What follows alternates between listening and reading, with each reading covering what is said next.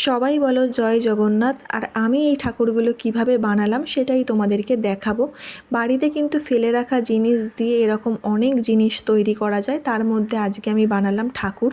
তো দেখো আমি প্লাস্টিকের কোটো নিয়ে নিয়েছি, নিয়ে প্রথমে আমি প্লাস্টিকের কোটোর মুখটা কেটে নিচ্ছি, কেটে নিয়ে আর একটা কোটোর সাথে আমি এই কোটোটা জুড়ে দিলাম।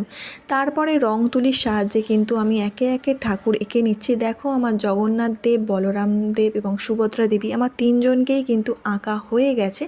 তারপরে কিন্তু প্রথমে ঠাকুরের হাতটা কিন্তু আমি লাগাতে পারছিলাম না, যেহেতু বোতলের মোকা দিয়েই আমি হাতটা করেছি। তারপরে বোতলটা প্লাস্টিকের, তো মোমবাতির সাহায্যে আমি গলিয়ে নিয়ে কিন্তু হাত দুটো জুড়ে দিয়েছি। আর এই জামাগুলো আমার জগন্নাথ দেব, বলরাম দেব এবং সুভদ্রা দেবীর জামা ছিল, পুরী থেকে আমি কিনে এনেছিলাম। তো এই জামাগুলোই ছিল, তো আমি এই জামাগুলোই কিন্তু ঠাকুরকে পরিয়ে দিয়েছি।